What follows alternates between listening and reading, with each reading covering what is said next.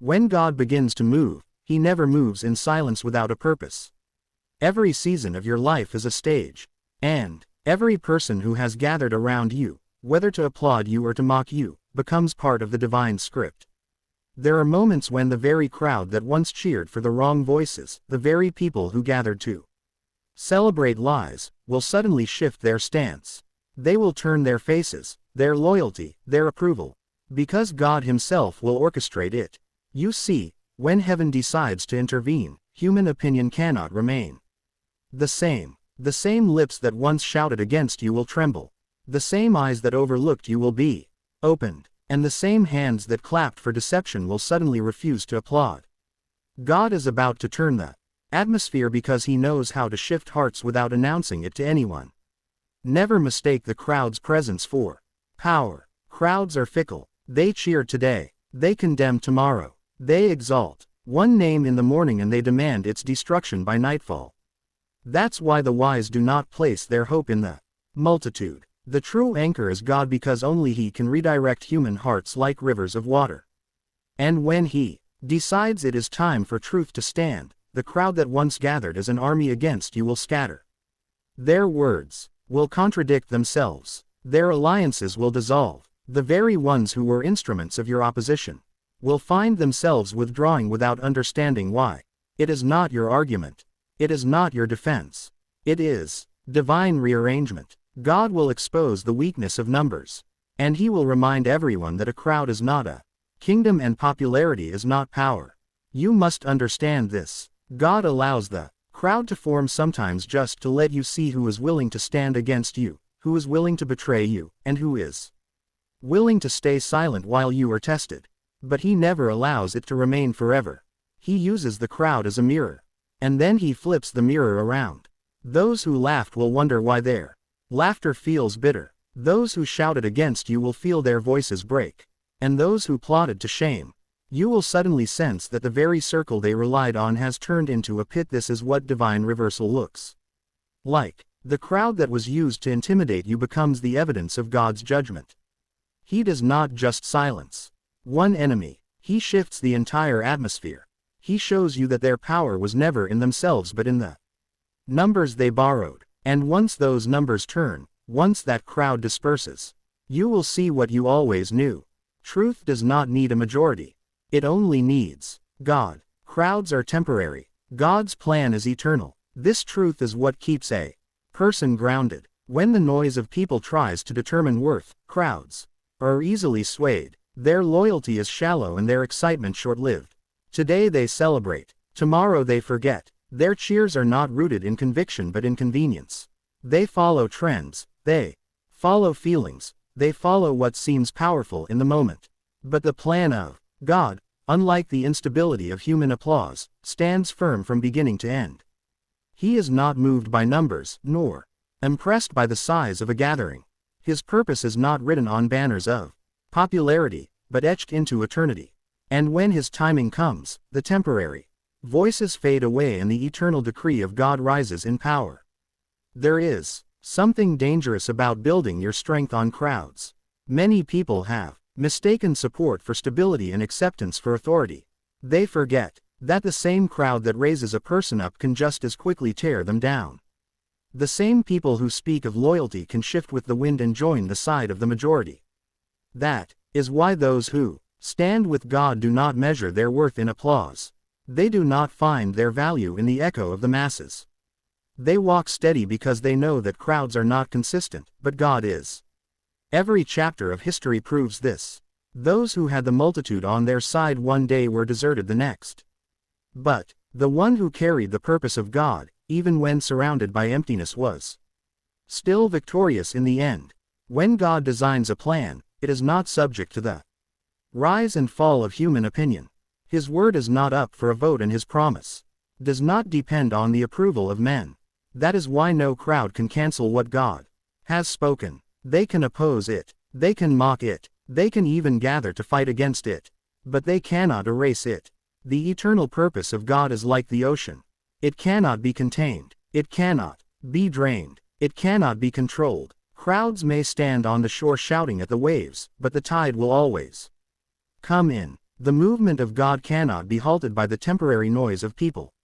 What seems loud in the moment will soon fade into silence while the eternal plan of God keeps moving forward with unstoppable force. It is important to see crowds for what they really are, a test.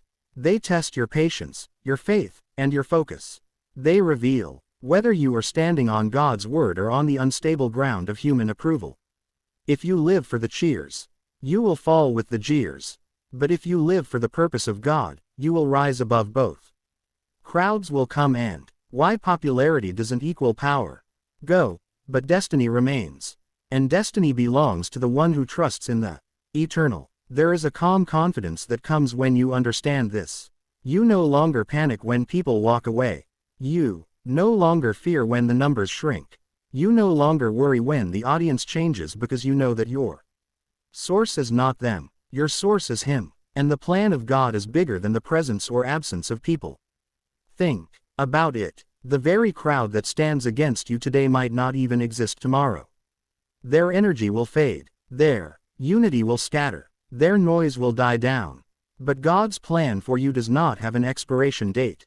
He saw it before you were born. He spoke it into being before anyone knew your name. And He will bring it to pass long after. Their voices are gone. That is why you do not chase crowds. You chase God, because He is the only one who does not change. His yes is yes. His word is final and His promise is sure. When you build your life on that eternal foundation, the noise of the temporary loses its power. You stop fearing the crowd and you start walking with the confidence of one who knows that eternity is backing them.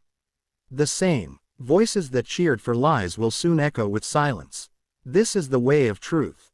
When God begins to shift the atmosphere, there is a limit to how long deception can be celebrated. A limit to how far falsehood can travel before it collapses under the weight of its own emptiness. People may gather, they may shout, they may raise their hands and lend their voices to defend what is not real, but lies are fragile. They cannot endure the test of time, and they cannot stand in the presence of divine light. When God decides to expose every voice that once sounded strong will tremble, and the echoes of their cheers will fade into an uneasy silence. The power of lies often lies in numbers, not in truth. When many voices repeat the same false story, it seems convincing. It seems unstoppable. Crowds amplify deceit, and the volume of their approval gives it the illusion of strength. But illusions do not last forever. At the appointed time, truth cuts through noise like a blade. And when truth rises, those same voices that once laughed, mocked, or shouted in support of deception suddenly find themselves unable to speak. Their energy runs dry. Their confidence evaporates. Their sound becomes hollow. What once looked like power is revealed to be weakness dressed in volume. And silence, deep uncomfortable silence takes over. Where shouts once ruled, that silence is not just the absence of noise. It is the presence of realization. It is the moment when people recognize that what they supported was empty. They see the lies they believed crumble before their very eyes, and the weight of shame makes their tongues heavy. Those who mocked truth cannot continue mocking when the evidence stands undeniable.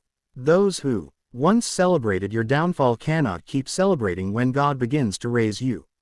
The same voices that declared confidently against you will find no words when they are forced to face the fact that truth was never on their side.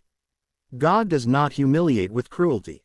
He humbles with clarity. And clarity is what silences the loudest deceivers. There is something powerful about divine timing. If God silenced every lie the moment it was spoken, people would never see how empty the crowd's noise really is. He allows lies to grow, to echo, to gather applause, so that when He finally silences them, the contrast is undeniable. The louder the false voices, the more powerful their silence becomes when truth takes its place. It is not your effort that silences them, not your retaliation, not your defense. It is God's authority. He knows how to dry up the energy of lies, how to break the rhythm of deception, how to make a crowd that once roared fall into an awkward, speechless stillness. That silence becomes your vindication. That silence becomes the evidence of His hand. Do not fear when you hear the loudness of lies. Volume is not victory. Remember that noise is often the mask of insecurity. The truth does not need to shout. It simply stands. And when it stands, every false voice eventually sits down. You must trust the process of God because He will let the world hear their cheers for a while, but then He will make the same mouths dry. Their silence will speak louder than their words ever did.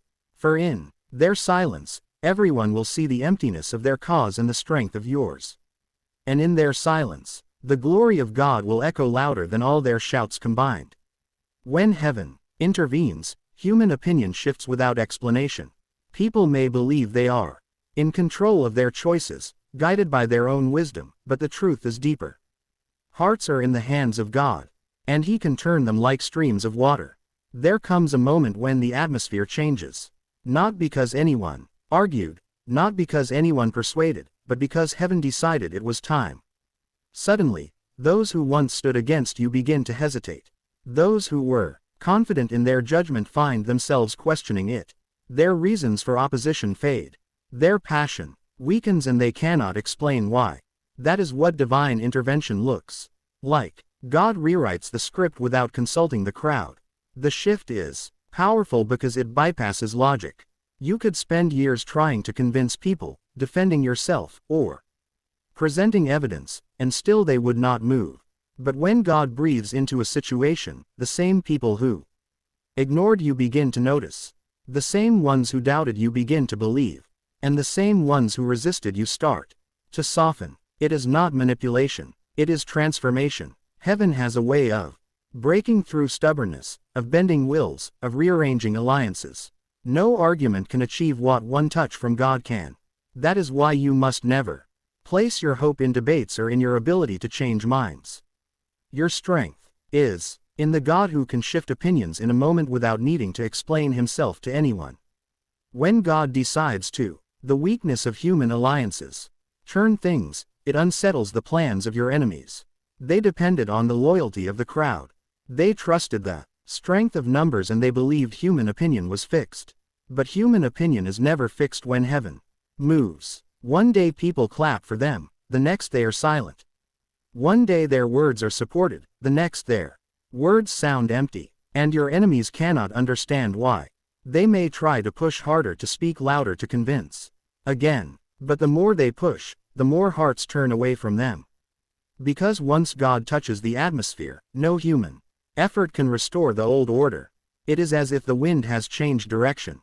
And those who once marched confidently now stumble against it. This is why patience is so important. Many give up too soon, thinking the crowd will never change, thinking opinions will remain against them forever. But eternity has no interest in what seems permanent to people. God waits until the right moment to step in, and when He does, the reversal is undeniable. Those who laughed at you begin to question why they laughed. Those who doubted you wonder if they missed something. Those who ignored you suddenly cannot ignore you any longer. The same people who closed their ears will find themselves drawn to listen, and they will not even understand why their hearts feel different.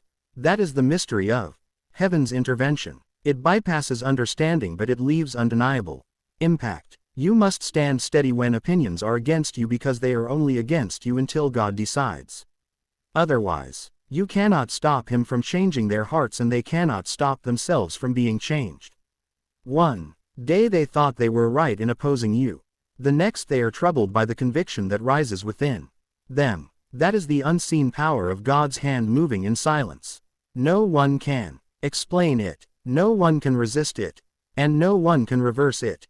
Heaven has spoken, and when heaven speaks, earth listens. Even when it doesn't want to.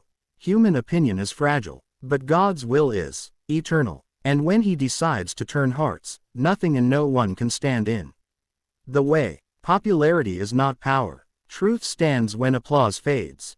Too many people have confused the noise of acceptance with the weight of authority. They think that because the crowd celebrates them, they are untouchable. That because their names are repeated, they are unshakable. But the applause of people is nothing more than an echo. It rises for a moment and then it disappears into silence. What truly lasts is not the roar of the multitude, but the foundation of truth. Popularity has never built kingdoms that endure, and applause has never crowned anyone. with eternal greatness. When the cheers die down and the voices go home, truth is the only thing still standing. Crowds are fascinated by appearance, but appearances shift. What seems impressive today may be forgotten tomorrow. People often support what entertains them, what benefits them, or what flatters them, but their loyalty is shallow.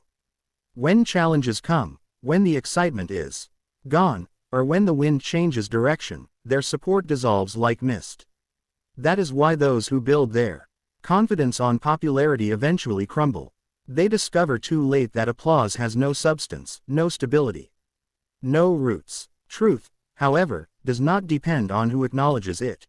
Truth does not rise and fall on human recognition. It is firm, eternal, and independent of approval. It outlives lies, it outshines deception, and it remains unshaken when the noise of the crowd fades into silence. The danger of popularity is that it gives the illusion of strength. Many people mistake the presence of numbers for the presence of power, but history has always shown the opposite. Crowds often cheer for what is wrong, while truth stands alone. In the heat of the moment, noise can sound convincing, but time is always the great tester. Lies that seem strong in the middle of applause eventually collapse under the weight of reality. Popularity cannot hold back truth forever. What God has spoken will break through when the noise dies down.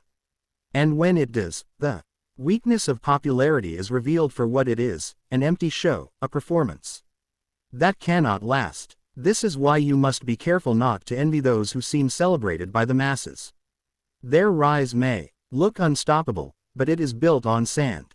Without truth, their popularity is a fragile balloon, easily deflated by the slightest touch of reality. Truth, on the other hand, may not be celebrated loudly, but it carries weight. It carries substance. It carries eternity. And when the moment comes for God to reveal what is hidden, the applause for deception will suddenly seem foolish, while the quiet strength of truth will shine in undeniable clarity. That is the difference between popularity and power. One fades with time, the other grows stronger in silence. When applause surrounds you, it is easy to believe that people's voices are your strength. But applause is not proof of success, and silence is not proof of failure. Sometimes the greatest victories are born in obscurity, away from the crowd, away from celebration. While popularity is nothing more than noise masking emptiness, God allows the applause of the crowd to rise only so he can show how quickly it falls. He lets lies be celebrated for a season so that when they are exposed, no one can deny the difference between what is temporary and what is eternal. And when that exposure comes, it is truth, not popularity, that remains standing. So you must hold to truth even when it is unpopular. You must walk with conviction even when the crowd turns its back. Because when the cheers fade, when the stage empties, and when the noise disappears, it will not be popularity that saves you. It will be truth. And truth has never lost because how God shifts the voices of the crowd. Truth belongs to God, and what belongs to God cannot be defeated. God exposes the weakness of numbers to prove his sovereignty. People often believe that strength comes from how many are gathered, how many stand together, how many voices are raised in unity. Numbers can intimidate, they can impress, they can create the illusion of power. But God is not impressed by a multitude, nor is he shaken by the size of a crowd. He has always worked through remnants, through the few, through the seemingly insignificant, to demonstrate that his authority does not depend on human mathematics. When numbers boast, God reduces them. When crowds gather to intimidate, God scatters them. He allows the majority to rise so that when it collapses, everyone will know the difference between human strength and divine sovereignty. Numbers are a fragile weapon. They can shift with time. They can dissolve with fear. They can scatter under pressure. What looks like strength today can crumble into nothing by tomorrow. Crowds are fickle. They unite when it is convenient, but they vanish when the cost becomes heavy. That is why God allows them to stand for a moment so that their instability can be revealed. When the multitude that seemed unstoppable begins to fall apart, when the great alliance begins to betray itself, it becomes clear that numbers never held true power.